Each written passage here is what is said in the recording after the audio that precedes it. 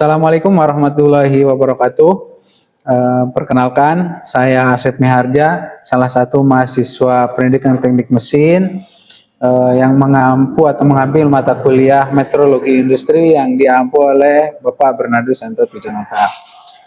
Pada pertemuan kali ini, saya akan mempraktekkan salah satu metode pengukuran kebulatan menggunakan mikrometer sekrup dengan metode pengukuran diameter. Sebelum melakukan pengukuran, alangkah baiknya kita mengetahui apa itu mikrometer sekrup. Mikrometer sekrup adalah alat ukur yang digunakan untuk mengukur ketebalan suatu benda. Namun, ketebalan benda yang dapat diukur dengan mikrometer itu terbatas. Mikrometer ini memiliki jangkauan pengukuran maksimal yaitu 25 mm.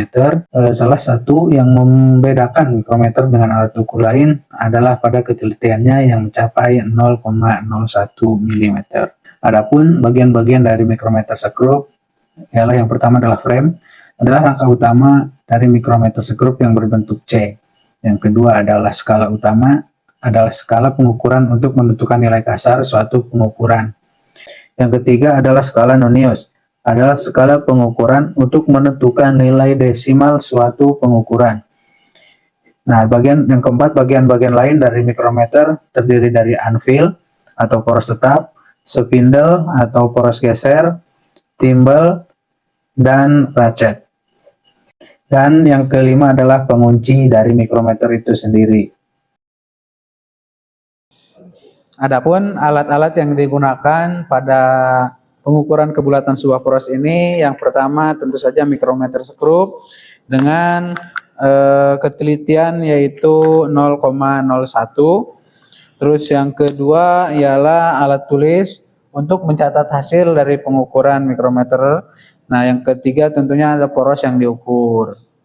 Langkah-langkah dalam melakukan pengukuran kebulatan suatu poros, yang pertama adalah menentukan beberapa titik atau posisi dari poros tersebut, tandai menggunakan spidol, karena dalam pengukuran tidak hanya dilakukan cuma satu kali, pengukuran yang baik itu dilakukan lebih dari satu kali.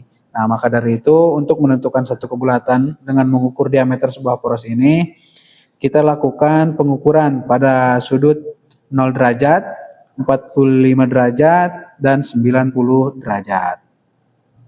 Nah, langkah yang pertama, kita akan menandai sebuah poros ini dengan sudut 0 derajat, 45 derajat, dan 90 derajat sebelum dilakukan pengukuran. Kita tandai menggunakan spidol, seperti ini 0 derajat, kira-kira 45 derajat di sini tengahnya, dan 90 derajat.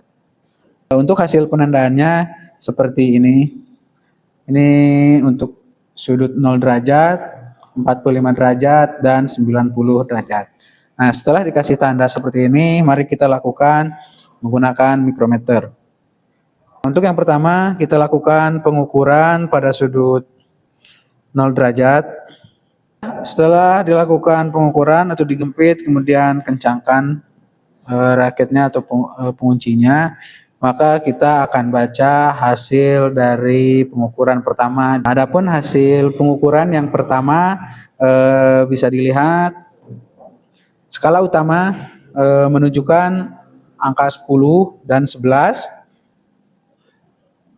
Dan skala Noniusnya itu menunjukkan angka 48. Nah, maka perhitungannya yaitu kita tuliskan di buku tulis. Anggap saja pengukuran yang pertama yaitu misalkan D1 sama dengan 11.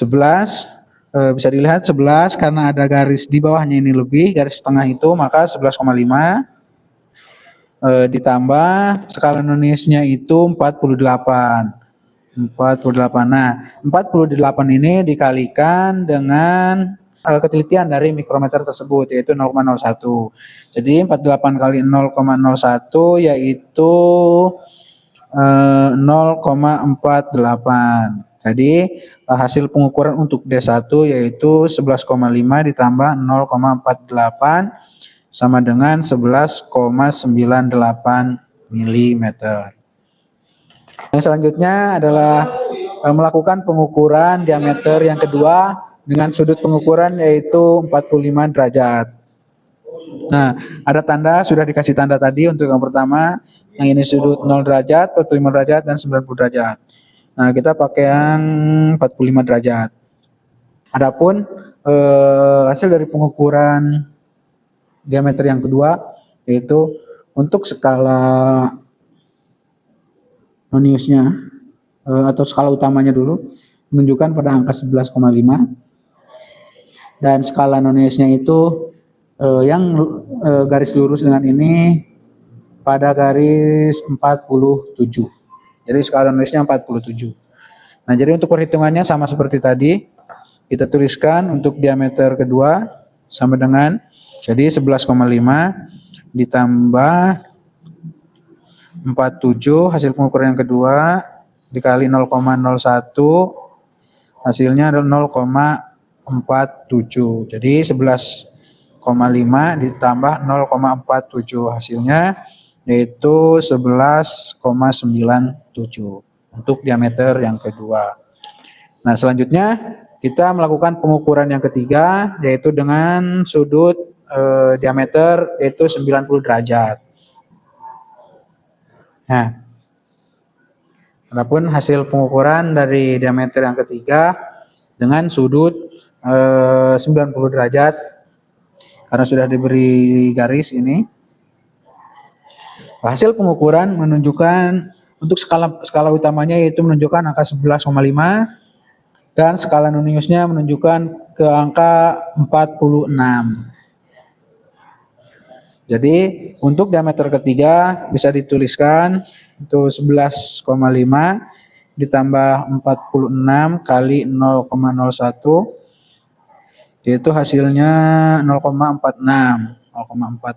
Maka 11,5 ditambah 0,46 sama dengan yaitu 11,96. Nah, untuk tahap selanjutnya karena data dari pengukuran diameter dari sebuah poros itu telah diketahui D1, D2 dan D3-nya, maka selanjutnya kita akan melakukan perhitungan untuk mengetahui penyimpangan kebulatan dari poros ini. Adapun rumus yang digunakan untuk mencari kebulatan dari sebuah poros ini yaitu kebulatan sama dengan D max dikurangi D min per 2. Nah, nilai D max dan D min itu diambil dari D1, D2, dan D3. Nah, nilai D max itu nilai diameter terbesar dari ketiga pengukuran dan D min itu nilai terkecil dari pengukuran. Nah, adapun nilai D max-nya itu yaitu terdapat pada pengukuran D1 dengan hasil pengukuran yaitu 11,98. Nah, adapun nilai untuk D min-nya atau nilai D terkecil didapatkan pada saat pengukuran diameter yang ketiga yaitu 11,96. Jadi D max-nya itu 11,98 dikurangi D min-nya itu 11,96 dibagi 2. Nah, hasilnya 0,02 dibagi 2. Nah, maka hasil dari pengurangan 11,98 dikurangi 11,9 itu yaitu 0,02 dibagi angka 2. Nah, maka didapatkan hasil yaitu 0,01. Nah, hasil dari perhitungan untuk diameter poros didapatkan hasil yaitu 0,01. Maka penyimpangan dari poros ini atau kebulatan dari poros ini telah diukur yaitu 0,01 mm.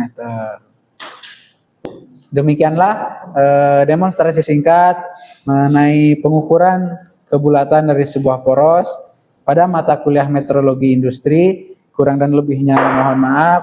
Assalamualaikum warahmatullahi wabarakatuh.